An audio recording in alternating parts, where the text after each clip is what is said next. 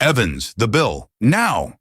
Mr. Henderson's voice, laced with venom, sliced through the cafe's morning hum. All eyes on Amelia and the frail, disoriented woman fumbling for a purse that wasn't there. $4.75 stood between the woman and public humiliation. Amelia knew, with a gut-twisting certainty, her $10 lifeline wouldn't stretch far enough this week. Eviction notice. Leo's inhaler. All screaming louder than Henderson. But she saw her own grandmother in those panicked blue eyes. Something snapped. She'd cover it. A small kindness, right? Wrong. That old woman? Let's just say Amelia had no clue whose mother she was saving, and they have no idea what quiet act of compassion is about to unleash. She chose compassion over currency. She didn't know that a man sitting in the corner, one of the world's most reclusive billionaires, was watching her every move. This isn't a fairy tale. This is the story of how one small act of kindness led to a reward so immense it's almost impossible to believe. The 5:15 a.m. alarm didn't so much wake Amelia Evans as it did summon her from a shallow, restless sleep. The shrill beep was the daily starting pistol for a race she felt she was always losing. Outside her small apartment window in the gray suburbs of Portland, a persistent September drizzle coated the world in a dreary sheen, a perfect reflection of the state of her life. She swung her legs out of bed, the worn floorboards cold against her feet. Her first stop was her son's room. 6-year-old Leo was asleep, his small chest rising and falling in a fragile rhythm. A blue inhaler lay on his bedside table, a constant plastic reminder of the medical bills that were stacked on her kitchen counter like a threatening monolith. Leo's asthma was a shadow that followed them everywhere, triggered by the damp chill of their poorly insulated apartment, the stress in his mother's voice, the very air of their poverty. In the kitchen, the reality of her finances hit her as it did every morning. She opened the refrigerator, a half-empty carton of milk, 3 eggs, a wilting lettuce head, and a jar of pickles. That was it. Her gaze drifted to the counter, past the pile of bills to a bright red final notice envelope from their landlord, Mr. Gable.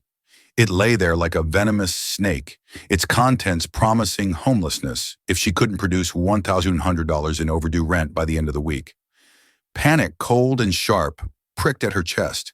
She took a deep breath, mimicking the breathing exercises she taught Leo when his own chest tightened.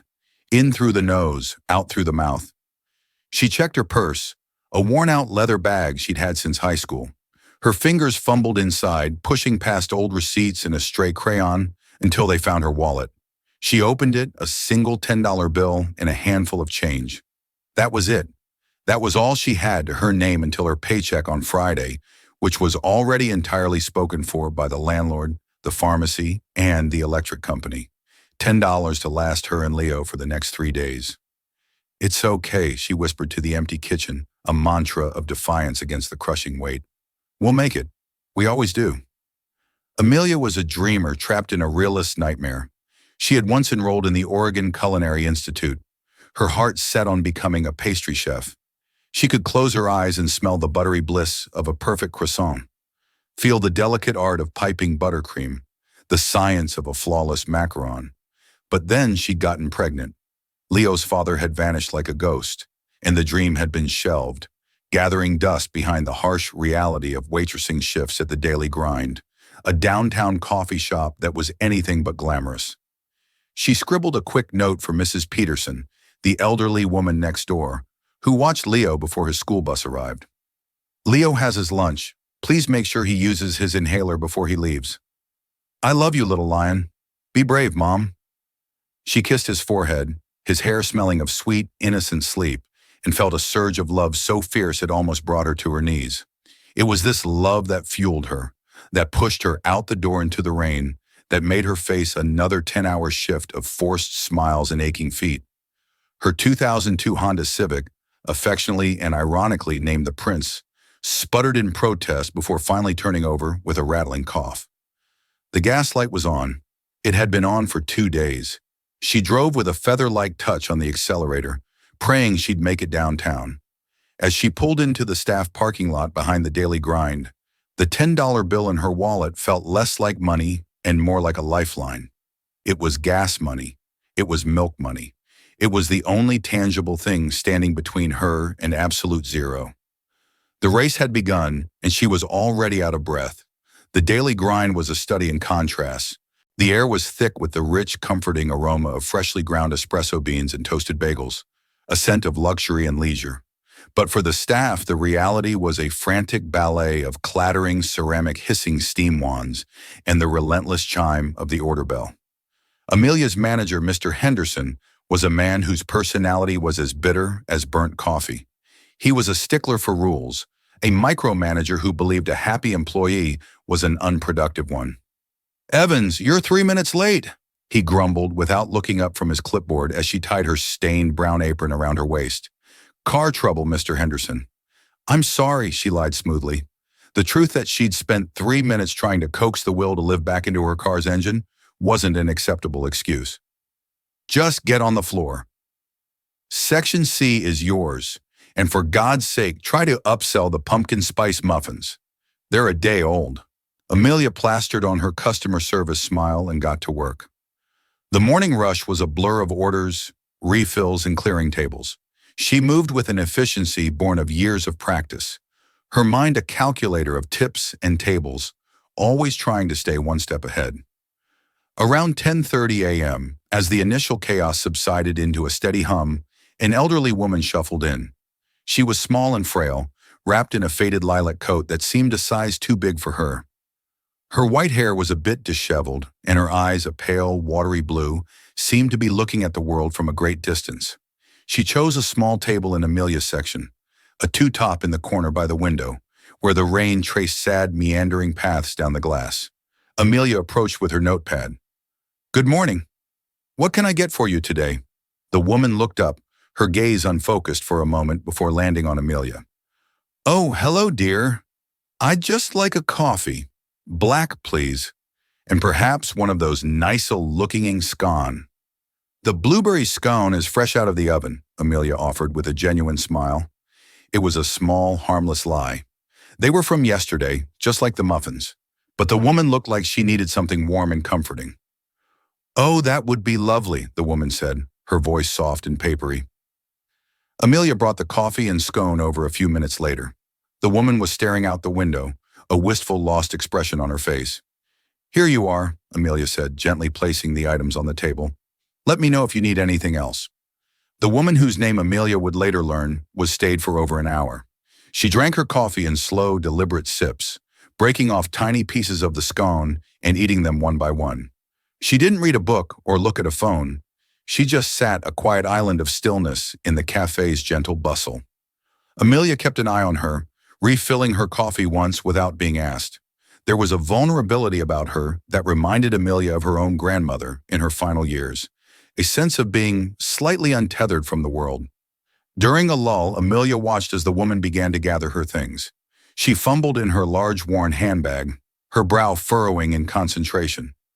She pulled out a tube of lipstick, a set of keys, a pair of reading glasses, and a crumpled tissue.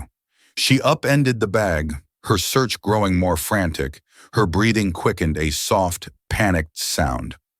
Mr. Henderson noticed from behind the counter. "Evans, is your table in Section C going to pay, or just camp out all day?" He called, his voice sharp enough to cut glass. Amelia walked over to the table, a sense of dread pulling in her stomach. "Is everything all right, Mom?" Elizabeth looked up, her pale blue eyes swimming with tears. I can't find my purse. My wallet. I'm sure I had it when I left the house. My son Robert, he always tells me to double check, but I get so forgetful." Her voice cracked and her hands trembled. "I am so sorry. I don't know what to do." The simple declaration of a lost wallet hung in the air, a minor inconvenience for most. But for this woman, it was a moment of profound shame and fear. She looked utterly humiliated, her dignity crumbling before Amelia's eyes.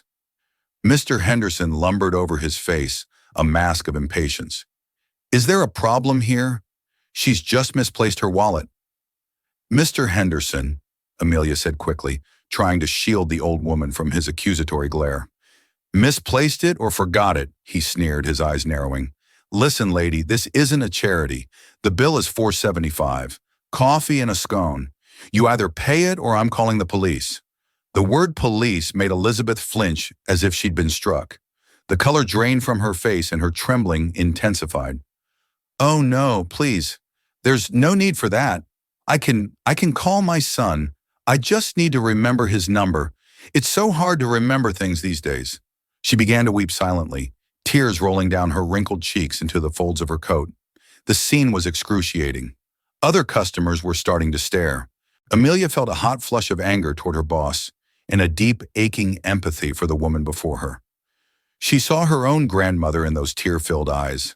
She saw the fear of being old, confused, and alone. In that instant, a choice presented itself clear and absolute. In her pocket, inside her worn wallet, was the $10 bill, her lifeline, her gas money, Leo's milk money. Every rational thought screamed at her to stay out of it. It wasn't her problem. She had her own crisis to manage, her own child to feed. Survival instinct was a powerful primal force. But then she looked at Elizabeth, so frail and frightened, being publicly shamed over less than $5. She thought of Leo and the world she wanted him to grow up in, a world where people helped each other, where kindness wasn't transactional. What was the point of struggling to survive if you lost the best parts of your humanity along the way? The internal battle lasted only a heartbeat. "It's okay, Mr. Henderson. I've got it," Amelia said, her voice firm and clear. Henderson turned to her, his eyebrows raised in disbelief. "You've got it, Evans. You can barely afford your bus pass." "I said I've got it," she repeated, pulling the $10 bill from her wallet. The crisp note felt like a lead weight in her hand. She walked to the register, the eyes of the other patrons following her. She rang up the sale for a 75 and placed her lifeline into the cash drawer. The machine dinged and she handed the change, $525 back to herself. A bizarre and heartbreaking transaction. She walked back to the table and knelt beside the still crying woman. "It's all taken care of," she said softly, placing a hand on Elizabeth's arm. "Please don't you worry about a thing." Elizabeth looked at her, her eyes filled with a mixture of shock and profound gratitude. "But you shouldn't have. That was your money." "It's just coffee," Amelia said with a shrug, trying to make the gesture seem smaller than it felt. "My treat. Do you need me to help you call your son, or would you like me to call a taxi for you?" "Oh, no, dear. Thank you." "You've done more than enough," Elizabeth whispered, wiping her eyes with the back of her hand. She squeezed Amelia's hand tightly. "You have a good heart. A very, very good heart." "Thank you." With a final grateful look, Elizabeth gathered her handbag and slowly made her way out of the coffee shop, disappearing into the gray, rainy street. Amelia watched her go, a hollow feeling in her stomach. She was now down to $5 and some change. She didn't know how she was going to get gas for her car to get home. But as she cleared the empty coffee cup and the plate with a few scone crumbs, she felt something else too. A quiet, unshakable sense that she had done the right thing. She was completely unaware that from another corner table, a man had watched the entire sordid drama unfold. He sat alone, nursing a single espresso. He was dressed in a simple, well-tailored gray suit, but he had a way of being unremarkable, of blending into the background. He hadn't looked at his phone once. His gaze had been fixed on the interaction, his expression unreadable. He had seen Mr. Henderson's cruelty, Ellsworth's distress, and Amelia's quiet, costly grace. The man in the gray suit was Julian Ashworth. To the world, he was a ghost. A legend in the tech and finance industries, he was a billionaire many times over, the architect of a software empire that quietly powered global logistics. But he was also intensely private, his face rarely appearing in newspapers or on television. He valued his anonymity above all else, allowing him to move through the world as an observer, not a spectacle. He hadn't intended to be at the daily grind. He had been in Portland for a series of tense, high-stakes meetings, but that morning he'd received a call that had frozen the blood in his veins. It was from the live-in caregiver for his mother, Elbeth. She had been distraught. Elizabeth, who was in the early stages of Alzheimer's, had slipped out of the house while the caregiver was on the phone. She had been gone for over an hour. Julian had immediately canceled his meetings and started driving the streets of his mother's neighborhood, his heart pounding with a dread he hadn't felt in years. He knew her habits. He knew she loved quiet coffee shops, a holdover from her life before the disease began its cruel theft of her memories. He'd been checking every cafe in a 5-kilometer radius. Seeing her through the window of the daily grind, seemingly safe, had brought a wave of relief so powerful it almost buckled his knees. He had decided to watch her for a moment before going in to give her a sense of independence. But then he saw the scene at the counter unfold. He watched as his mother, the proud, elegant woman who had raised him, fumbled in her bag, her mind clouded by confusion. He felt a hot spike of rage at the manager's callousness, his threat to call the police on a bewildered old woman. And then he saw Amelia. He saw the waitress, who looked tired and stressed, step in without hesitation. He saw her face as she made the decision, the quick flash of conflict followed by a resolute calm. He saw her use what was likely her own grocery money to protect his mother's dignity. It was a raw, unperformative act of human decency, the kind he rarely witnessed in his world of calculated transactions and strategic philanthropy. It was pure. He felt a profound sense of shame that a stranger had shown his mother more compassion in that moment than he had in months. He had been so consumed by his work, he'd left her care to others, assuaging his guilt with money. This young woman, who clearly had so little, had given what she couldn't afford. As Amelia cleared his mother's table, Julian discreetly flagged her down. "Check, please," he said, his voice quiet and even. "Of course," Amelia replied, her professional smile back in place, though her eyes looked strained. She brought the check for his $350 sound espresso. Julian placed his credit card on the small tray, a black featureless card made of anodized metal. Along with it, he took a crisp $100 bill from his wallet and placed it on top. Then he paused. $100 felt like an insult. It was a rich man's casual tip, a gesture that cost him nothing. It didn't reflect the magnitude of what he had just seen. He put the 100 back in his wallet. He took out his pen, and on the tip line of the receipt, he wrote in a clear, steady hand, $1,000. Below it, on the signature line, he simply signed J. Ashworth. He added a small note at the bottom for your kindness. He stood up, placed the receipt folder on the table, and walked out of the cafe without a backward glance, his mind already formulating a much grander plan. A few minutes later, Amelia came to clear the table. She picked up the folder, expecting a few dollars at most. When she opened it, she froze. Her eyes scanned the numbers again and again, convinced it was a mistake. $1,000, a comma, and 2 zero. It couldn't be real. People didn't leave $1,000 tips on a $3 coffee. Maybe he meant $10. And his decimal point was in the wrong place. Her hands trembled as she showed it to Sarah, the other waitress on duty. "No way," Sarah breathed, her eyes wide. "Amelia, that's a $1,000. Amelia took the receipt to Mr. Henderson, her heart hammering against her ribs. "Mr. Henderson, I think this customer made a mistake." Henderson snatched the slip from her. He stared at it, his jaw tightening with envy. He ran the card. The transaction went through instantly. Approved. "No mistake," he grunted, handing the slip back to her. "The house policy is that credit card tips are paid out in cash at the end of the shift. Don't expect this to happen again." For the rest of the day, Amelia moved in a daze. $1,000. It was a miracle. It was more than a miracle. It was a lifeline. It was rent. It was medicine for Leo. It was groceries. It was a full tank of gas. It was a buffer against the terror that woke her up every morning. As she drove home that evening, after stopping to fill her gas tank for the first time in months, she cried tears of pure, unadulterated relief. She thought of the quiet man in the gray suit. She didn't know who he was, but she sent a silent thank you out into the universe. She had no idea that the $1,000 tip was not the end of the story. It wasn't even the beginning. It was just an opening gesture. The next 2 days were the first in years that Amelia felt she could breathe. The $1,000 safely deposited in her bank account had silenced the screaming alarms in her head. She had paid Mr. Gable the overdue rent, bought Leo a week's worth of healthy groceries, refilled his prescriptions, and even treated him to a new set of Legos. For the first time, she felt a flicker of hope, a tiny spark in the overwhelming darkness. She had told the story of the generous tipper to Leo, framing it as a fairy tale.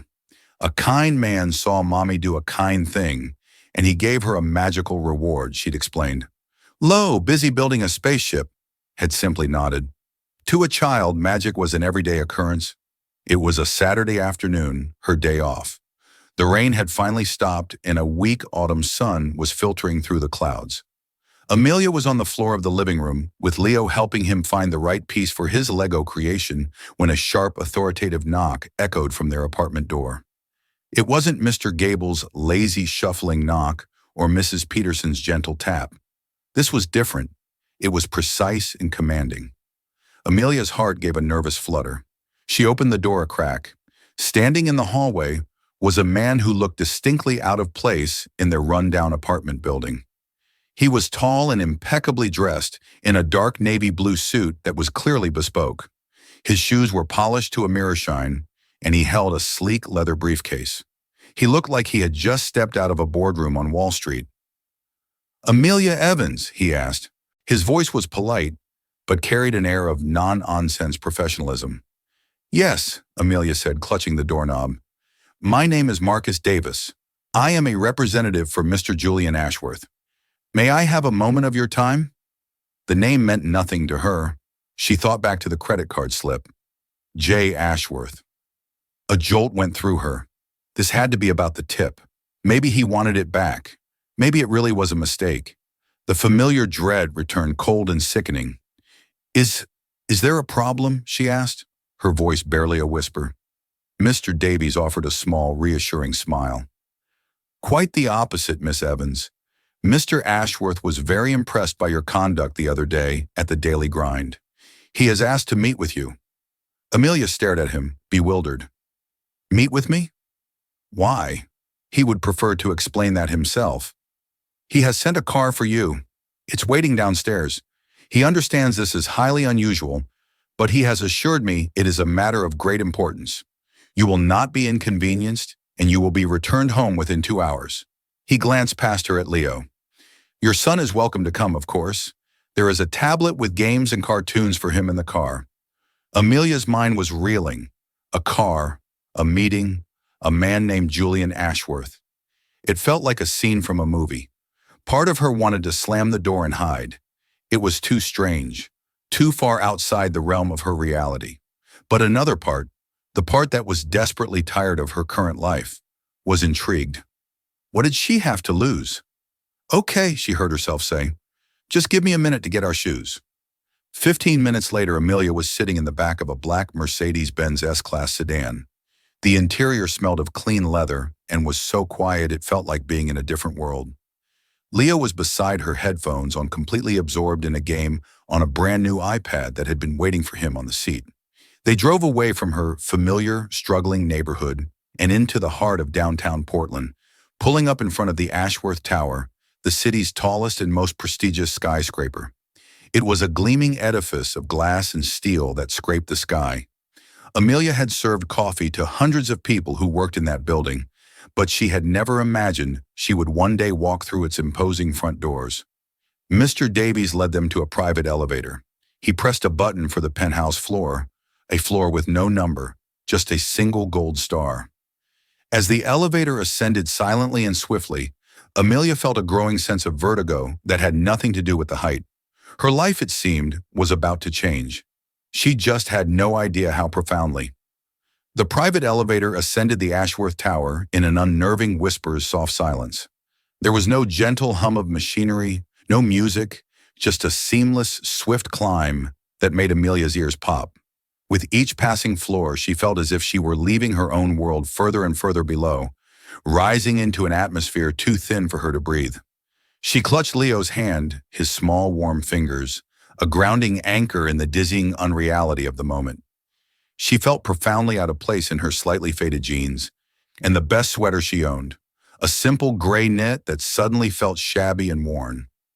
The elevator doors opened not into a hallway, but directly into the sky. That was the first impression. A room made of air and light, a sprawling office that was less a workspace and more a testament to power occupying the entire top floor.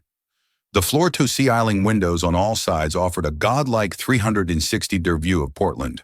The Willamette River snaked below like a silver ribbon, and the distant peak of Mount Hood stood sharp and majestic against the clear autumn sky. The space was furnished with a stark, elegant minimalism, a massive desk of polished chrome and dark wood that seemed to float a seating area with low-slung leather sofas, and a single dramatic sculpture of twisted bronze that dominated one corner. A man stood by the far window, his back to them, silhouetted against the breathtaking vista. He was looking out over the city, his hands clasped behind his back.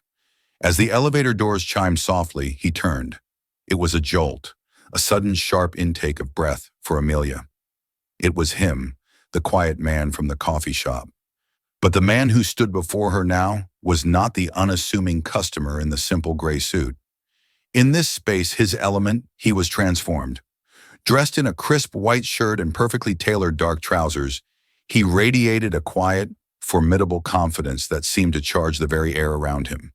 The anonymity he had worn in the cafe was gone, replaced by an aura of immense authority. "Miss Evans, Amelia, thank you for coming," he said. His voice was the same, come even, and resonant. He offered a surprisingly warm smile that didn't quite reach his intense, observant eyes. He then crouched down slightly, bringing himself closer to Leo's level. "And you must be Leo.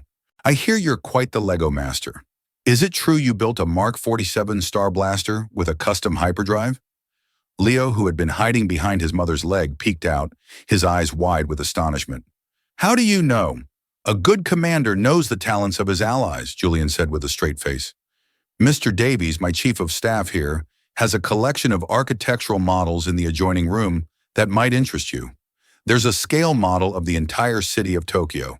I think you'll find its structural integrity impressive." The invitation, spoken in a language Leo understood perfectly, worked like a charm.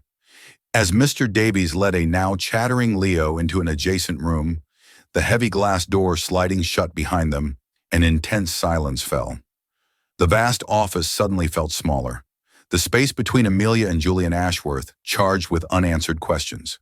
"Please sit," he said, gesturing to the leather sofas. Amelia perched on the edge of the cushion, her back ramrod straight. "Mr. Ashworth," she began, her voice coming out stronger than she expected, "I came because I assume this is about the tip you left. It was an incredible gesture, but it was far too much. I can't possibly keep it. I think you must have made a mistake." He sat in the chair opposite her, not behind his desk, a choice that made the encounter feel more personal and somehow more intimidating. He shook his head slowly. "The only mistake I made all that day, Amelia, was not leaving more. The $1,000 was an impulse, a paltry, inadequate gesture. What I want to talk to you about is something far more significant. But first I owe you an explanation and an apology." Amelia stared at him, completely baffled. "An apology for what?" He leaned forward, his hands clasped between his knees, and his gaze was so direct it felt as though he could see every worry and fear she'd ever had. "The elderly woman at the coffee shop, the woman you helped. Her name is Elizabeth Ashworth." He paused, letting the name hang in the air for a beat. "She is my mother." The word struck Amelia with the force of a physical blow. The room seemed to tilt, the stunning view outside, blurring into a meaningless swirl of color. His mother, the frail, confused woman in the lilac coat, was the mother of this powerful, enigmatic billionaire. The scene from the cafe replayed in her mind, now cast in a completely different, surreal light. The manager's cruelty, the woman's tears, her own small act of charity. All of it had been witnessed by the woman's son, a man who could likely buy the entire city block without a second thought. "She has early onset Alzheimer's," Julian continued, his voice, losing its corporate polish, becoming softer, laced with a raw personal pain. "Who she is? It comes and goes in waves. Before this disease began its cruel theft, she was the sharpest, most vibrant woman I knew. She taught literature at Reed College. She could quote Shakespeare and argue politics with a fear that could intimidate senators. Now some days she forgets my name." He looked away toward the window, and Amelia saw not a billionaire, but just a son struggling with a grief that had no end. That morning she slipped out of her home. Her caregiver called me in a panic. I spent 2 hours driving the streets, my mind imagining every worst-case scenario. When I finally saw her through the window of your coffee shop, the relief I felt was indescribable. But it was immediately followed by a profound sense of shame. He met her eyes again, and his were filled with self-remation. "I watched that manager threaten her. I watched him publicly humiliate my mother, the woman who raised me, who taught me about dignity and compassion, and I did nothing. I sat there frozen in my corner, worried about causing a scene about being recognized. In my world, every action is calculated. Every move has a ripple effect. I've become so accustomed to strategy that I've forgotten how to simply act. You didn't hesitate. You didn't calculate. You saw a person in pain and you helped. He shook his head, a look of genuine wonder on his face. After I left, I couldn't stop thinking about it. I had my people discreetly look into your situation. I hope you can forgive the intrusion, but I needed to understand. I needed to know the true cost of that coffee to you. When I learned about your son's medical needs, the overdue rent, your dream of culinary school that you had to abandon, I realized you didn't just give my mother $5. You gave her your security for the week. You gave her Leo's grocery money. You sacrificed a piece of your own survival for a stranger. He stood up and began to pace slowly, his footsteps silent on the plush rug. It strikes me as a profound and terrible injustice that someone with a heart like yours should have to live in a state of constant struggle while I, who sat by and did nothing, live like this. He swept a hand around the opulent room. This is all meaningless if it can't honor what truly matters. And what truly matters is human decency, what you showed my mother. He stopped in front of her, his expression resolute. I can't undo the difficulties you faced, but I can change your future. I can fix this one small absurd imbalance in the universe. I want to offer you something, Amelia. Not as charity, not as a gift. Consider it a reward. A thank you from the very bottom of a son's grateful heart for being kind to his mother when he wasn't brave enough to be. He took a deep breath, and the final words landed with the weight of destiny. I want to give you a house. Amelia stared at Julian Ashworth. The words, I want to give you a house, echoing in the cavernous silence of the penthouse office. Her brain, conditioned by years of scarcity and disappointment, simply refused to process them. The statement was so far beyond the realm of possibility that her first fleeting thought was that this was some kind of elaborate, cruel joke. Her second thought was that this quiet, powerful man was certifiably insane. A short, hysterical laugh escaped her lips before she could stifle it. A house, she repeated the words, sounding absurd and foreign on her tongue. Mr. Ashworth, with all due respect, people don't just give other people houses, especially not for a cup of coffee. It was never about the coffee. Amelia, Julian said, his voice patient and unwavering, as if he had anticipated her disbelief. And yes, they do, when the reason is important enough. He stood and walked back to the panoramic window, gesturing for her to join him.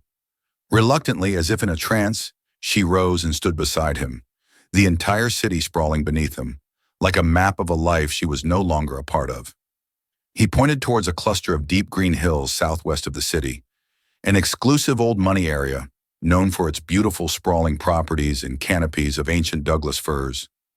It's on Hawthorne Hill, he said, his voice taking on a softer, more nostalgic tone. My father built it.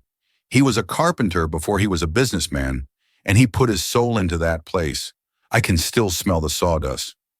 My mother planted the climbing roses on the front trellis herself. He paused, lost in a memory. It's been empty for years ever since my father passed, and I moved my mother to a more manageable single-story residence closer to her doctors. It's a place filled with memories, but it has become a monument, a museum. It's been silent for too long. A house like that, it has a spirit, and its spirit is dying. It needs laughter. It needs the smell of baking bread. It needs a family.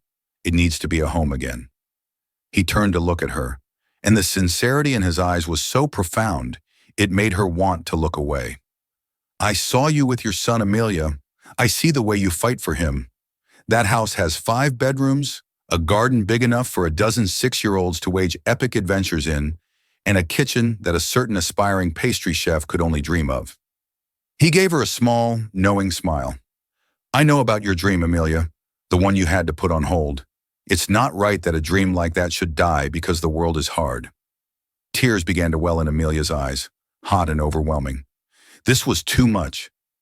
It was a fantasy, a daydream made real, and she felt a terrifying sense of vertigo, as if the floor had dropped away and she was floating. "I don't understand," she whispered, her voice thick with emotion. "I can't possibly accept something like this." "It's too much, is it?" he countered gently, his gaze piercing. "Let me be frank. I'm a man who deals in numbers that have lost all meaning. I can move markets with a phone call. I can buy and sell companies like they're chess pieces. But for all that power, I couldn't protect my own mother from being humiliated in a coffee shop. For all my wealth, I couldn't buy her dignity back in that moment. But you did. With $4.75, you couldn't afford to spend?" He stepped closer, his voice dropping to an intense confidential level. "What is the value of a mother's dignity? To me, it is infinite. You showed up for her when I didn't. You treated her like a human being, not an inconvenience. Amelia, what you see out this window, this company, this tower, all of it, it means nothing to me compared to her. You gave me back a piece of my faith in humanity. What is an empty house? A house that brings me more sadness than joy right now compared to that." Oh, just then, Mr. Davies re-entered the room, followed by a wide-eyed Leo. "He has a whole city made of Legos," Leo exclaimed, running to Amelia and wrapping his arms around her legs, oblivious to the monumental conversation he had just interrupted. Julian's intense expression softened instantly as he knelt to Leo's level. "You like it? That's my model of downtown Tokyo. Maybe you can build one just like it in your new playroom." He then straightened up and took a simple, elegant black folder from Mr. Davis, handing it to Amelia. Her hands trembled so much she could barely take it. Inside, he said, "is the deed to the house at 714 Hawthorne Crest Drive. It has been transferred to your name effective immediately. It is, of course, mortgage-free.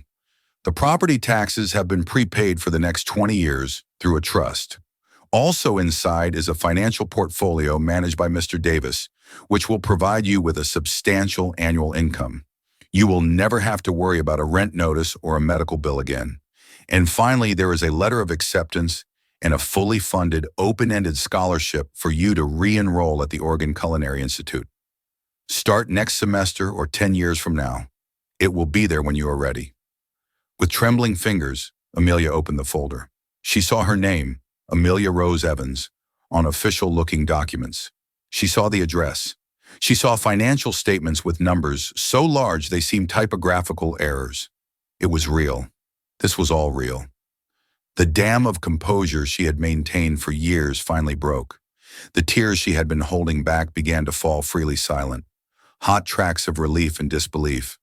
All the nights she had cried herself to sleep, worrying about money, all the days she had spent on her aching feet, all the fear and the struggle. It was all washing away in this surreal, impossible moment. "There is one condition," Julian said, his voice gentle. Amelia looked up, her heart skipping a beat, a flicker of suspicion returning. There was always a catch. "The garden has a beautiful old stone bench under a weeping willow tree. My mother and I used to sit there for hours. I would ask that once a week, perhaps on Sunday afternoons, you allow an old woman and her son to come and sit on that bench for a while. She may not remember you, Amelia. Her memory is fading, but I will. I will always remember what you did for us." Overwhelmed by the simplicity and sincerity of his request, Amelia could only nod, unable to speak past the lump in her throat. That evening, as the sun began to set, painting the sky in hues of orange and purple, a different car, a discreet but luxurious SUV driven by Mr. Davies, took Amelia and Leo away from the gleaming tower. They drove away from the noise and grime of her part of the city, climbing into the quiet, winding roads of Hawthorne Hill. The air grew cleaner, scented with pine and damp earth. Massive trees formed a canopy over the road, and beautiful stately homes sat nestled behind old stone walls. "Are we going to a castle, Mommy?" Leo asked, his face pressed against the window. "Something like that, my love," Amelia whispered, her own eyes wide with wonder. Mr. Davies turned onto a private lane marked Hawthorne Crest Drive. He stopped before a set of wrought-iron gates which swung open silently. They proceeded up a long curving driveway, lined with towering trees. And then the house came into view. It wasn't a sterile modern mansion of glass and steel. It was a masterpiece of stone and dark timber, with a steep slate-tiled roof and ivy climbing the walls. Every window was lit from within, casting a warm, welcoming glow that seemed to push back the twilight. It didn't look like a house. It looked like a home that had been waiting for them. Mr. Davies parked the car and came around to open her door. He handed her a single, heavy, ornate brass key. "Welcome home, Miss Evans." Amelia took the key, its weight a solid, tangible anchor in the swirling sea of her emotions. She walked with Leo to the massive oak front door. For a moment, she just stood there, her hand hovering over the keyhole. This was the threshold between her old life and her new one. Taking a deep, shuddering breath, she slid the key into the lock and turned. The door swung open into a grand foyer with a soaring ceiling and a gracefully curving staircase. The air inside smelled of beeswax old wood and a faint, pleasant scent of dried lavender. Directly ahead, through a wide archway, was a sunken living room where a fire was already crackling merrily in a floor-to-ceiling stone fireplace. The room was filled with deep, comfortable-looking sofas, and the walls were lined with built-in bookshelves, groaning with hundreds of books.